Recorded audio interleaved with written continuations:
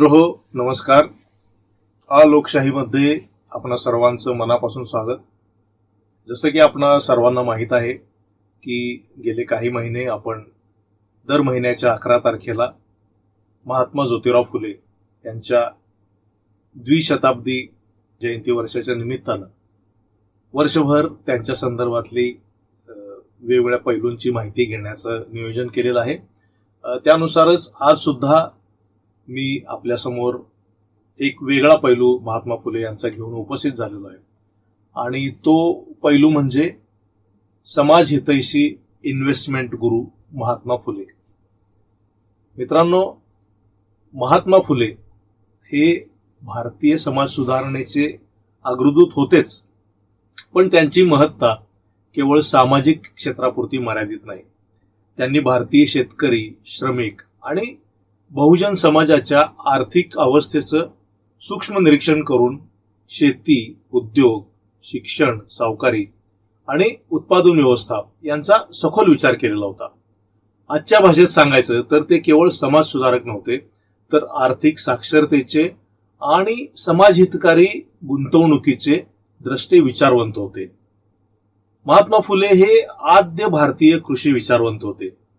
कृषी क्षेत्राच्या शोषणाचं मूळ हे वर्ण व्यवस्थेसह स्तरित समाज रचना आणि उच्चवर्णीयांच्या हाती एकवटलेली सावकारी आणि आर्थिक सत्ता असल्याचं त्यांनी मांडलेलं होतं. कृषी क्षेत्राला उद्योगाचा दर्जा प्राप्त व्हायला हवा या दृष्टीनं त्यांनी आणि त्यांच्यानंतर डॉक्टर बाबासाहेब आंबेडकर यांनी या संदर्भातली मूलभूत मांडणी केलेली होती. स्वतः फुले हे अत्यंत सचोटीचे आणि प्रामाणिक असे उद्योजक व्यावसायिक होते. त्यामुळं त्यांनी उद्योग व्यवसायासह शेअर मार्केटमध्ये सुद्धा गुंतवणूक कशी करावी आणि त्या बाबतीत पाळायची काय पथ्य आहेत याविषयी सुद्धा लोकांना अतिशय सविस्तर मार्गदर्शन केलेलं आहे. आजच्या भाषेत सांगायचं तर ते या प्रकारे मांडणी करणारे आद्य आणि समाजहितैषी असे इन्व्हेस्टमेंट गुरु होते. आता इन्व्हेस्टमेंट गुरु महात्मा फुले असा विषय जर मी मांडायचं म्हटलं तर त्यांच्याकडं आजच्या अर्थानं शेअरच्या टिप्स देणारे गुरु म्हणून नव्हे, तर आर्थिक साक्षरता, कृषी उद्योगदृष्टी, कर्जमुक्ती, उत्पादन वाढ आणि गुंतवणुकीचा सामाजिक उद्देश स्पष्ट करणारे द्रष्टे विचारवंत म्हणून पाहणं अधिक योग्य आणि आवश्यक ठरतं. फुल्यांच्या लिखाणामध्ये शेतीला आधुनिक तंत्रज्ञान, शिक्षण, पाणी व्यवस्था, व्यवसायाभिमुख दृष्टिकोन देण्याचा आग्रह दिसतो. म्हणूनच त्यांना इन्व्हेस्टमेंट गुरु असं म्हणताना तो शब्द व्यापक अर्थानं म्हणजे समाजहिताच्या आर्थिक गुंतवणुकीच्या संदर्भात वापरायला लागतो असं म्हणता येईल.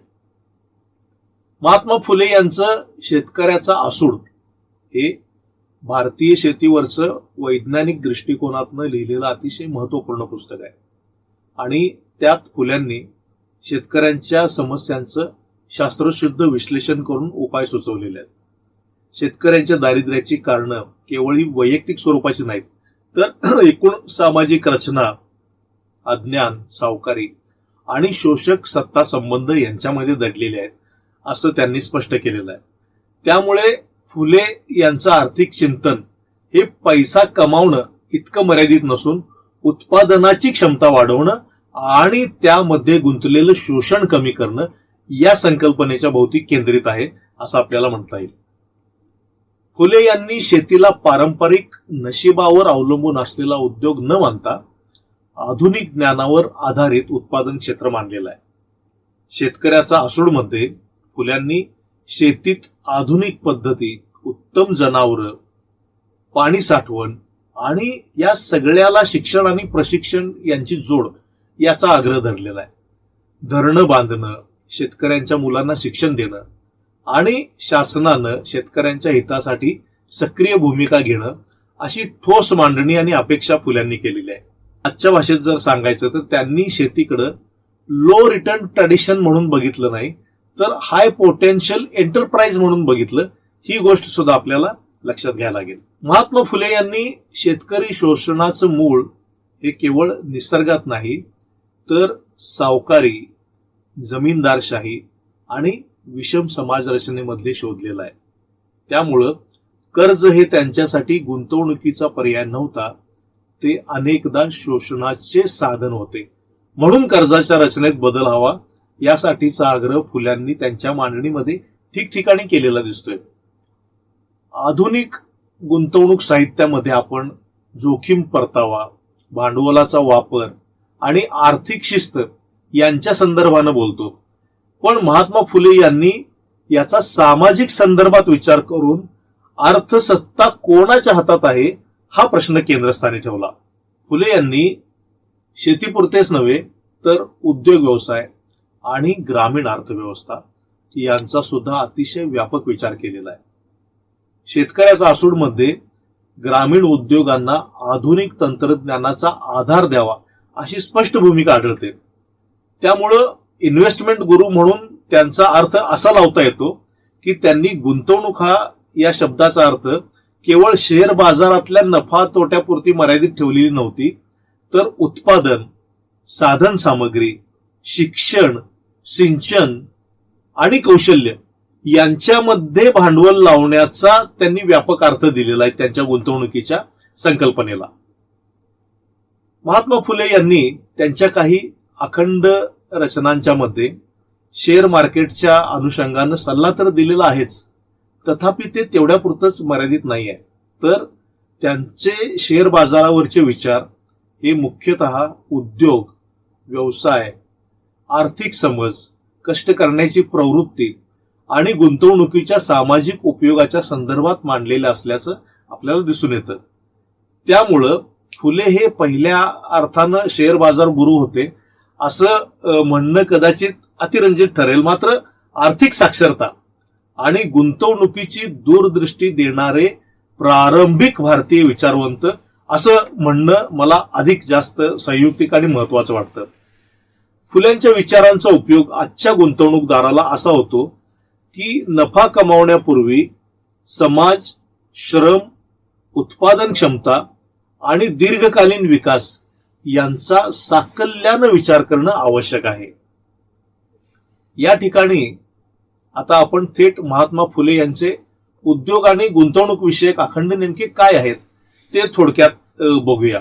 आणि फुले यांनी या अखंडांच्या मध्ये उद्योग किंवा उद्यमशीलता, परिश्रम, आळस, प्रामाणिकपणा, श्रमप्रतिष्ठा, रोजगार, शेअर बाजारातली सट्टेबाजी, लोभ आणि सामाजिक नैतिकता या सगळ्यांच्या वरती अतिशय परखड भाष्य केल्याचं आपल्याला दिसून येतं. आता फुले काय म्हणतात बघा, त्यांचे काही अखंडच मी तुम्हाला या ठिकाणी सांगतोय आणि मग त्याचं आपण थोडक्यामध्ये विश्लेषण करूया. तर पहिला अखंड आहे, मानवा उद्योग अनेक आहेत, बऱ्या वाईटात काळ जातो. आपहितासाठी उद्योग करीती, मार्ग दाविताती संतानास. त्यापैकी आळशी, दुष्ट, दुराचारी, जन वैरी करी सर्व काळ. जसा ज्याचा धंदा तशी फळे येती, सुख दुःख होती ज्योती म्हणे. आता हे काही अखंड मी काय करतोय की काही अखंड आणि त्याचं थोडक्यात विश्लेषण असं आपण बघू, म्हणजे मग थोडं समजायला सोपं जाईल. सगळे एकत्रित घेणं फारसं योग्य होत नाही. तर या अखंडांच्या मध्ये फुले काय म्हणतात की प्रत्येक माणूस काही ना काही उद्योग करतो, काम करतो. जे स्वतःला आणि इतरांना मार्गदर्शक असे उद्योग करतात ते समाजासाठी उपयुक्त ठरतात. आळशी माणूस मात्र सदैव दुसऱ्यावर अवलंबून राहतो आणि सातत्यानं काम करणाऱ्याला आडवा जात राहतो. स्वतःही करत नाही आणि करणाऱ्याला सुद्धा करू देत नाही. मात्र ज्याचा जसा उद्योग म्हणजे ज्याचं जसं काम आहे तशी फळं त्याला मिळतात. यश अपयश हे नशिबावर नव्हे तर उद्योगावर अवलंबून आहे, हा फुले यांचा कर्मसिद्धांत आहे. आता पुढचे काही अखंड आपण बघूया. तर पुढे काय म्हणतात बघा, सत्या उद्योगाने रोग लया जाती, प्रकृती ती होती बळकट. उल्लसित मने झटे उद्योगास, भोगी संपत्तीस सर्व काळ. सदाचार सोडून त्याची सेवा करी, शांतता ती बरी आवडीने. नित्य यश देई त्याच्या उद्योगास, सुख सर्वांस ज्योती म्हणे. आता हे सतत कामात व्यस्त असणाऱ्यांच्या संदर्भात आहे. तर ज्या व्यक्ती सातत्यानं काम करण्यात व्यस्त असतात तर त्यांच्या जवळपास सुद्धा कुठलाही रोग फिरकत नाही. किंवा ते जास्तीत जास्त निरोगी राहतात. उद्यमशीलतेमुळं, उद्योगामुळं शरीर आणि मन सुदृढ राहतं. उद्योगी माणूस हा सदाचारी असतो. काम करणाऱ्यालाच यशप्राप्ती, सुखप्राप्ती होते. साहजिकच उद्योग म्हणजे केवळ पैसा कमावणं नव्हे, तर ते आरोग्य, चारित्र्य आणि आनंदाचं साधन आहे. आता पुढचे उद्योगाच्या संदर्भात काही आणखी काही अखंड आहेत. त्यात काय म्हणतात, उद्योग जो करी दीनबंधूंसाठी, नम्रताती पोटी मानवाच्या, विद्या सर्व देई सद्गुणांची हाव, करी नित्य कीर्ती अज्ञानाची, थकल्या भागल्या दिना सहाय्य करी, उद्योगास सारी जपून या, त्याच्या उद्योगास नित्य यश देई, जगा सुख देई ज्योती म्हणे. इथं फुले काय म्हणतात की जी व्यक्ती तळागाळातल्या समाजासाठी काम करते त्यामागे नम्रता असते. ज्ञानदान हा सर्वोच्च उद्योग आहे. आपल्या उद्योगाच्या मागे गोरगरिबांना मदत करणं हा हेतू जर असेल तर अशा समाजहितासाठी केलेल्या उद्योगाला यश तर मिळतच, पण जगाची मान्यता सुद्धा प्राप्त होते. अशा प्रकारे फुले हे उद्यमशीलतेला, उद्योगाला सामाजिक दायित्वाशी जोडताना आपल्याला दिसतात. आता आळसाच्या बद्दल बघा, ही उद्यमशीलतेबद्दल बोलतायत. आळसाच्या बद्दल फुल्यांनी आळसाबद्दल सुद्धा लिहून ठेवलंय की सर्व दुर्गुणांचा आळस हा पिता, बालपणी किता मुली मुला, तरुणपणात दुर्गुणी संसारी, वृद्धपणी करी हाय हाय, उद्योग सोडूनी कलाल बनती, शिवा शाप देती जना माझी, आळसास सुख कधीच होईना, शांतता पावेना ज्योती म्हणे. म्हणजे बालपणीचा आळस हा पुढं आयुष्यभर टिकतो, तरुणपणी तो अधिक वाढत जातो आणि या सगळ्या आळसामुळं तुमचा उद्योग सुटतो, काम करण्याची इच्छा होत नाही आणि उद्योग न केल्यानं, काम न केल्यानं शांतता आणि सुख मिळत नाही. थोडक्यात सगळ्या दुर्गुणांचा पिता असलेला आळस हा व्यक्तीच्या अधोगतीचा आरंभ आहे. अशा प्रकारे आळस आणि कार्यमग्नता आणि उद्योग यांचा मेळ कधीच बसू शकत नाही. म्हणजे धनाढ्य असूनही जर आळशी असेल तर अशा मनुष्याची सुद्धा वाटचाल ही गतीनं अधोगतीकडे होते. हे सांगणारे अनेक अखंड फुल्यांनी असे लिहिलेले आहेत. सुरुवातीला ज्याचा आता मी उल्लेख केला त्या शेअर मधल्या गुंतवणुकीच्या अनुषंगानं महात्मा फुले काय इशारा देत आहेत, काय सांगतायत ते पण इथं आपण बघूया. तर फुले काय म्हणतात की रोजगारासाठी पैसा नसे गाठी, अज्ञान्यास काठी नफा हल, शेर घेणाऱ्यास गळी भाल दोरी, पावतीत सारी जडीबुट्टी, पैसे बुडाल्यास नाही त्यास दाद, सुका आशीर्वाद भटासाठी, उचल्याच्या परी खिसे कातरीती, तोंड लपविती ज्योती म्हणे. म्हणजे कामधंदा, रोजगारासाठी सुद्धा हाती पैसा नसणारी मंडळी ही अज्ञानी लोकांना गाठून शेअर बाजारातल्या नफ्याचं आमिष दाखवून गुंतवणुकीसाठी फशी पाडतात. जर या व्यवहारांविषयी आपल्याला ज्ञान नसेल, माहिती नसेल आणि तर पैसे बुडाले तर त्याची दाद लागून घेणारा कोणीच नसतो. तुमचा खिसा कापणारा हा कुठंतरी परागंदा निघून गेलेला असेल, ते कळणार सुद्धा नाही. आणि म्हणून फुले काय सांगतात की बाजाराच्या कार्यपद्धतीविषयी जर ज्ञान असेल, माहिती असेल तरच यात पैसे गुंतवावे, अन्यथा नको. हेच इथं फुले सांगतात. आजच्या काळात सुद्धा जर आपण बघितलं की शेअर मार्केट विषयी ज्ञान असणारे कमी असतानाच्या काळात त्याविषयी 19व्या शतकातल्या लोकांना सावध करणाऱ्या महात्मा फुले यांच्या द्रष्टेपणाचं आणि आर्थिक शहाणपणाचं म्हणूनच मला मनापासून अतिशय कौतुक वाटतं. आता शेअर मार्केट बद्दल आणखी फुले काय सांगतात बघा. शेअर मार्केटात खप कागदाचा, नफा दलालाचा बूडधन्य, शेअर कागदास पाहुनी रडती, शिव्या शाप देती योजित्यास, शेअर व्यापाराचा जळतो उद्योग, होऊनी निसंग मुढा लोटी, आळशाचा खरा नित्य हाच धंदा, दुरूनच वंदा ज्योती म्हणे. म्हणजे या ठिकाणी शेअर बाजारातल्या सट्टेबाजीवरती फुलं किती खरमरीत टीका करतायत हे आपल्या लक्षात येईल की या कागदावरच्या व्यवहारातून अज्ञानी लोकांचं मोठं आर्थिक नुकसान होत आहे. खरा उद्योग काय तर उत्पादन. दुसऱ्याचं धन लुटणं हा उद्योग नव्हे, ते आळशी लोकांचं काम. त्यामुळं कष्टाला, कामधंद्याला पर्याय नाही. शेअर विषयी काही माहिती नसलेल्या उद्योगी माणसानं शेअर व्यापाराच्या नादी न लागणंच श्रेयस्कर असं फुले सांगतात. आणि या उपरही जर शेअर बाजारामध्ये गुंतवणूक करायचीच असेल तर ती कशी असावी हे सुद्धा फुल्यांनी सांगून ठेवलेलं आहे. तर फुले काय म्हणतात बघा, शेअर्स काढून उद्योग काढणे, हिशेब ठेवणे रोज किर्द, खतावणी सर्व बिनचूक ठेवी, नफा तोटा दावी शोधी त्यास, जामीन देऊन नीतीने वर्तावे, सर्वा वाचवावे अब्रूमध्ये, शेअर्स विकू गेल्या काही नफा व्हावा, जगा दाखवावा ज्योती म्हणे. म्हणजे शेअर्स घेऊन उद्योगात गुंतवणूक केली तरी त्याचा वेळोवेळी हिशेब ठेवणं, त्याचा पाठपुरावा घेऊन खतावणी नोंदी व्यवस्थित ठेवणं, नफ्या तोट्याच्या नोंदी बाळगणं, आवश्यक तिथं त्या सगळ्या समाजासमोर मांडणं, या सगळ्या गोष्टी करणं अपेक्षित आहे. म्हणजे शेअर्स घेतले तर त्याच्या नोंदी तुम्ही प्रॉपर ठेवल्या पाहिजेत, व्यवस्थित ठेवल्या पाहिजेत.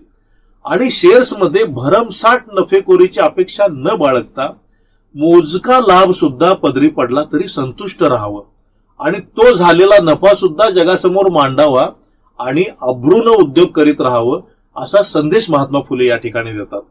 म्हणजे शेअर्सच्या नफ्यातून कर चोरी वगैरे जे प्रकार होतात तसं न करता त्याच्यामध्ये खुलेपणा राखावा, ओपननेस ठेवा असा मौलिक संदेश या ठिकाणी फुले देत आहेत. या अखंडांमधून सगळ्या महात्मा फुले उद्यमशीलतेचं महत्व अधोरेखित करतायत.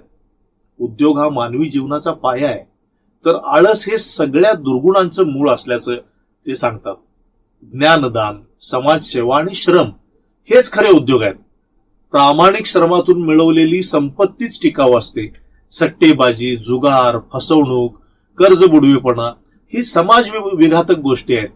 तर उद्यमीपणामुळेच तुम्हाला आरोग्य, चारित्र्य, संपत्ती आणि महत्वाचं म्हणजे सामाजिक प्रतिष्ठा मिळते. एक प्रकारे श्रम प्रतिष्ठा आणि नैतिक अर्थव्यवस्था हा फुले यांच्या या विचारांचा गाभा आहे. महात्मा फुले यांचे हे सर्व अखंड तुमच्या लक्षात आलं असेल की हे सगळे अखंडातले विचार आजच्या काळाला सुद्धा तंतोतंत लागू पडतात. बेरोजगारी, झटपट श्रीमंत होण्याची मानसिकता, ऑनलाईन फसवणूक, सट्टेबाजी, शेअर बाजारातला अतिसट्टा, कर्ज बुडवेपणा आणि कामाविषयीची उदासीनता, आळस या समस्यांच्या पार्श्वभूमीवर फुले यांचा संदेश हा अत्यंत समकालीन आणि सार्वकालिक आदर्श वाटतो. प्रामाणिक परिश्रम, शिक्षण, सामाजिक बांधिलकी आणि नैतिकता यांच्या आधारेच व्यक्ती आणि समाजाचा सर्वांगीण विकास होऊ शकतो. हेच समाजहितैषी इन्व्हेस्टमेंट गुरु महात्मा ज्योतिराव फुले यांचं आपणा सर्वांना सांगणं आहे. मित्रांनो, फुल्यांचा हा एक वेगळा अलक्षित पैलू मी जाणीवपूर्वक आपल्या समोर या ठिकाणी आज मांडला.